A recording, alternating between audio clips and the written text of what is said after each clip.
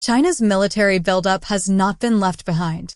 The country has witnessed massive technological advancements, personnel buildup, increased weapon testing, and widened military partnerships and engagements, all of which have culminated in increased aggression in the region. For years, China has been taking over uninhabited reef islands and turning them into high-tech military bases. This is all part of Beijing's grand plan, known as the String of Pearls, to secure dominance over one of the most vital maritime regions in the world, the Indian Ocean. But now, a controversial decision by UK politician Keir Starmer has sparked fears that China may have scored a significant victory. As Starmer faces backlash for ceding the Chagos Islands to Mauritius, a nation with growing ties to Beijing, some warn that China could now gain an even stronger foothold in this strategic paradise.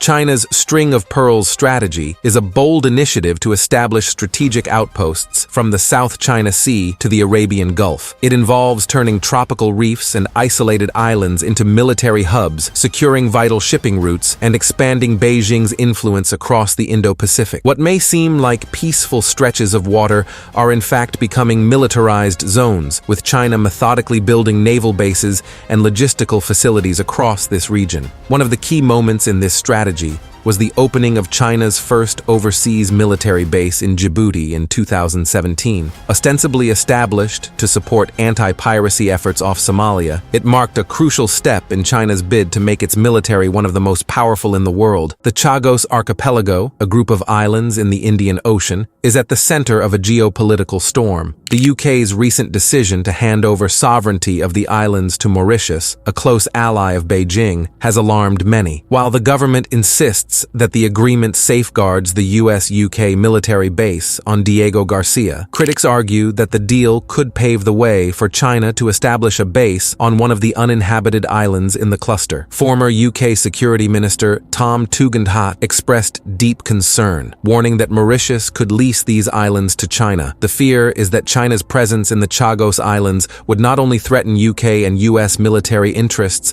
but also give Beijing unprecedented control over the Indian Ocean. Beyond its commercial investments, China has also been covertly building military installations on disputed tropical reef islands. The Spratly Archipelago in the South China Sea, for example, has been heavily militarized. What were once deserted reefs are now equipped with anti-aircraft systems, naval guns, and hangars for military aircraft. These installations allow China to project power over key shipping lanes through which trillions of dollars worth of goods pass every year. The US has called this militarization the largest military buildup by China since World War II. As Beijing's military presence grows, its ability to intimidate neighboring countries and control vital maritime routes increases. Technological advancements and military buildup has been central in the battle over Taiwan, with China refusing to recognize the sovereignty of Taiwan, while American promises to respond militarily if China invades Taiwan. If China takes control over Taiwan, then China effectively controls the global manufacturing of chips used in every electronic out there, essentially controlling the manufacture of electronics and being its backbone in global trade. China has Taiwan firmly in its sights, ramping up flights by fighter jets, staging sophisticated drills, and building up its military power. It's been signaling to the world that it's increasingly ready to take Taiwan by force if necessary. Tonight, the drumbeat of war. Taiwan says 28 Chinese warplanes, including fighter jets and nuclear-capable bombers, crossed into its airspace. As the tension between Taiwan and China is growing, and top military analysts warn that an invasion could cost many American lives. These striking images of Chinese warships off the coast of Taiwan this month, a dire warning of a potential invasion that could disrupt the global technology supply chain, plunge the world into an economic catastrophe, and start a hot war between the U.S. and China.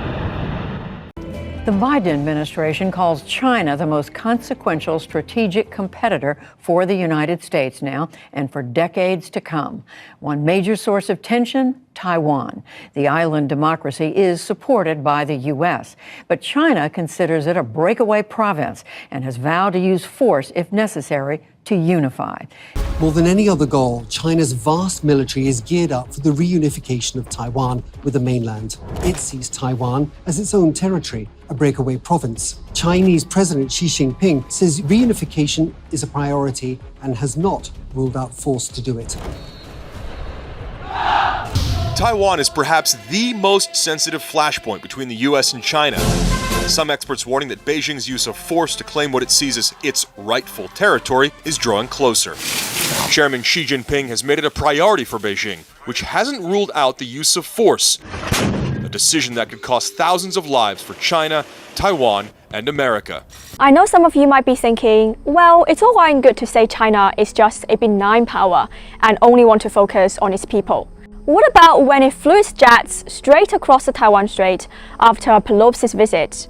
What is that all about? Logically, I could argue, of course it would be erroneous to say China's doing around Taiwan is any expansionist or overreaching, because all of China's diplomatic relationships, for example, the US-China joint communique, are established on the One China principle. Every country has to acknowledge that Taiwan and China is one sovereign. But I know a lot of you don't feel that way, especially if you don't particularly resonate with the Chinese culture. You support Taiwan's independence. That's fine. Practically, the US can literally do what it pleases because it is still by far the most powerful country in the world. But Taiwan. Look, China just could not afford to appear weak on Taiwan. Not just because it would be a political suicide for Xi Jinping to not do anything about it, but let's just say that he didn't.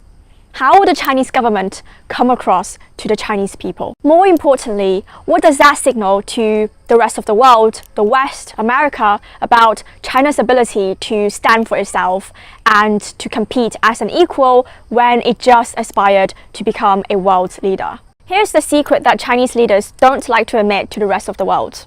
Taiwan is still considered as the last piece of the puzzle unresolved from the century of humiliation. Taiwan, you have to know, from China's point of view, is the last remnant of the century of humiliation that China suffered from 1842 to 1949. So you're stepping on a very sensitive toe, and you have to know that. You have to understand the history behind it. At the defeat of the Sino-Japanese War, Taiwan was forced to be handed over to Japan. After the World War I, China was once reassured by the United States and Britain at the Versailles Peace Conference that its territories would be returned back to China. But in the end, not only Taiwan wasn't returned, but Shandong was rewarded to Japan. Thousands of students gathered at the center of Beijing's Tiananmen Square on the afternoon of May the 4th. What they were demanding was defend China's sovereignty, punish the traitors. So the way China feels about its territorial issues carries a lot of anger and resentment. Any move by America or any other Western power to support, directly or indirectly, the secession of Taiwan from China brings back this historical memory. It provokes a strong, powerful, and virulent national reaction, which boxes in any Chinese leader who may be trying to look for room to maneuver. Remember the uproar over cotton out of Xinjiang? That's the western province of China where the UN has established that forced labor has taken place. Companies operating in China must now essentially choose which side of the issue they're on. Continue using materials out of Xinjiang, and you'll run afoul of governments and human rights activists, especially in the West. Agree to stop using those supplies, and you'll run afoul of Beijing, risking one of your biggest markets. Now imagine the same dilemma after an invasion of Taiwan. So why is Taiwan so vital to U.S. and global interests? One reason, Taiwan manufactures almost 70% of the world's semiconductors, those tiny boards used in everything from phones and laptops to life-saving medical devices and the vast server networks that power American industry. And if China invades, experts say, the U.S. or Taiwan is likely to destroy those factories, which would spell economic disaster for much of the world. Or, if China manages to capture the factories and keep them operational, it would leap ahead in the world's most important technologies. Alperovich says that would harm American prosperity and security. But so would a war with China. In the first year of that war, global depression right off the bat. And that assumes it doesn't go nuclear. Meanwhile, China's military is going through a massive buildup with an emphasis on power at sea. China's Specialist Marine Force is being expanded to 5 times its previous size. New aircraft carriers are being designed and built. Anti-ship ballistic missiles have been tested against mocked-up US targets. Perhaps no wonder, then, that Taiwan is worried. Intelligence agencies and military leaders have been warning for years that China is working on plans to seize Taiwan by force. The admiral in charge of U.S. Pacific Command told Congress in March that, quote, all indications point to the People's Liberation Army meeting Xi Jinping's alleged goal of potentially invading Taiwan by 2027. We haven't faced a threat like this since World War II. China has spent the last 2 decades modernizing its military to be able to destroy American ships in the Pacific. You're going to lose ships. You're going to lose a lot of sailors. You're going to lose thousands, potentially even tens of thousands of American troops. Alperovich says the U.S. must make containing China the focus of its foreign policy. The United States has to make it clear to them that the cost of this conflict are going to be too huge for the Chinese economy. He says that means ending U.S. reliance on China for things like critical minerals and solar panels. And it means arming Taiwan in a way that would make an invasion much more painful than it would be today. All to influence the calculations of the Chinese president. We want him to wake up every single day and look at himself in the mirror as he's shaving and say, today is not the day. Navy Rear Admiral Christopher Sweeney commands the USS Nimitz Carrier Strike Group that typically deploys with a half-dozen ships. It's one of the U.S.'s most visible projections of power that could one day help deter China from attacking Taiwan. Hopefully the Chinese Communist Party, the CCP, recognizes that, and that we're just making them think like this is not the day that they want to do that. The USS Nimitz has more than 5,000 sailors, 70 jets, including F-18s. But the Chinese have made sure that this carrier is vulnerable by producing some of the most advanced missile systems on the planet. In 2021, the People's Liberation Army tested more missiles than the rest of the world combined. China's arsenal is designed to make the U.S. think twice before defending Taiwan and to keep U.S. ships away. A Defense Department map shows anti-ship missiles with a range of 1,200 miles. A Chinese state-owned aerospace company even created a propaganda animation showing its missiles destroying an aircraft carrier. I think about it each and every day, every second, because when I left the pier, I told my wife the only thing I cared about is that I brought every sailor back safe. There's a lot of people who worry that carriers are sitting ducks. What do you think? Yeah, so I would say I can maneuver, right? I just don't sit in one spot in the ocean. It's a pretty big ocean. It's pretty hard to target something in the ocean. I hear that a lot, like the carrier's at risk. Air bases don't move very fast the last time I checked. So that's sort of a joke, but not. That's a reference to U.S. Air Force bases. Today, there are 9 main Pacific bases. The Air Force plans to use more small bases in the future because a more distributed footprint could complicate Chinese war planning. And according to one geopolitics expert, an actual invasion could be over before the U.S. even has a chance to respond. So a lot of people assume that this would be sort of a Normandy type of beach landing. The reality is that terrain does not allow it. Dmitry Alperovich predicted the Russian invasion of Ukraine, and now in a new book he lays out how China could seize Taiwan. First, he says, the Chinese would mount a lightning-fast assault from the air and the sea.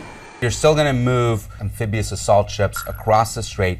Each of them can deliver about 800 troops and, more importantly, dozens of troop transport helicopters as well as gunships to do an airborne assault.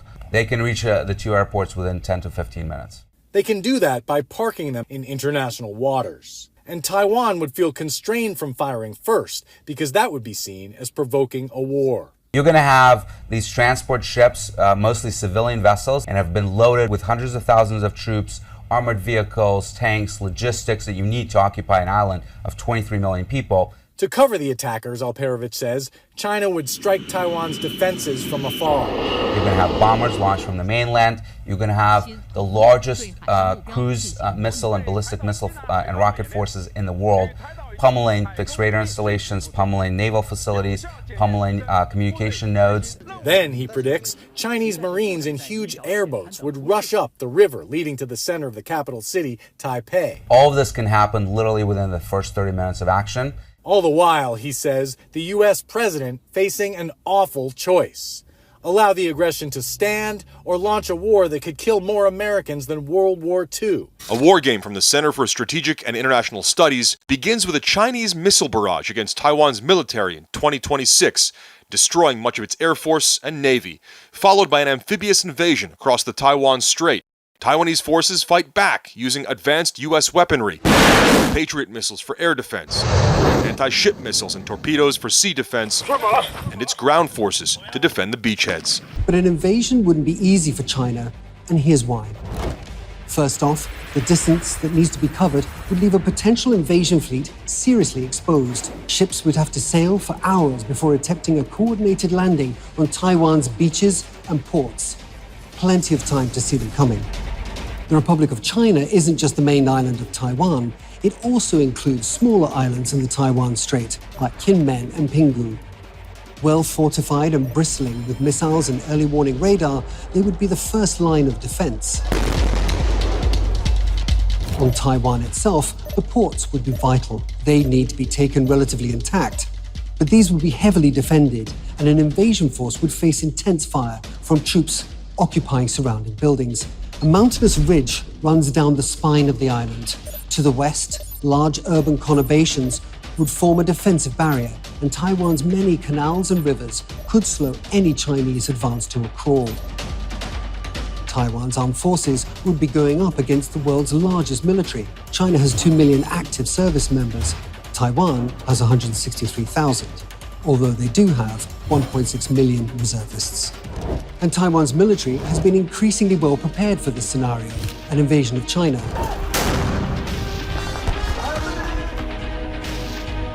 Taiwan has increased its own defense spending. New warships have been ordered, billions have been spent on Harpoon, anti-ship missiles, and weapons for its F-16 fighter jets.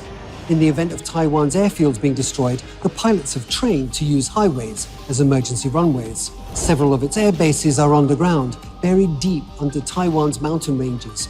Planes take off and land from wide tunnels cut into the mountainside. And Taiwan would not be fighting alone. The US has pledged to come to its aid if attacked by China. Less than an hour's flight away, in Okinawa in Japan, lies a fleet of US warplanes and 20,000 Marines. In the last Taiwan crisis, in 1996, the US sent 2 aircraft carrier strike groups.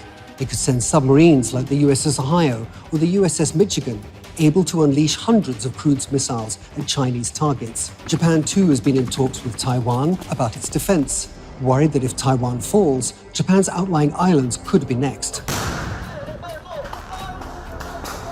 In every scenario, China landed forces on Taiwan, but only in the most pessimistic cases does Beijing avoid defeat. But victory for the US and Taiwan comes at a great cost. The war game assesses that the US loses 10 to 20 combat ships, including 2 aircraft carriers, and 200 to 400 military aircraft. In 3 weeks of fighting, the US suffers more than 3,000 troops killed in action.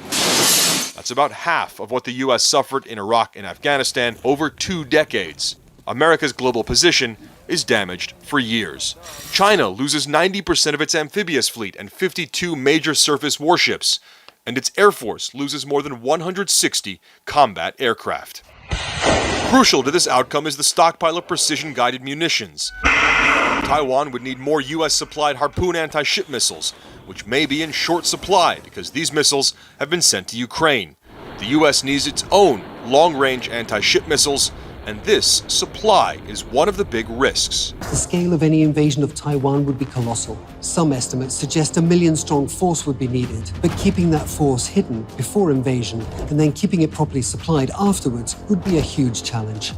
And the weight of world opinion is an obstacle that China will also have to recognize. But China's military power will also act as a deterrent against Taiwan announcing formal secession from the mainland. And that, for now, may be just what China wants. China has the world's largest navy with about 340 ships and submarines compared to nearly 300 for the US.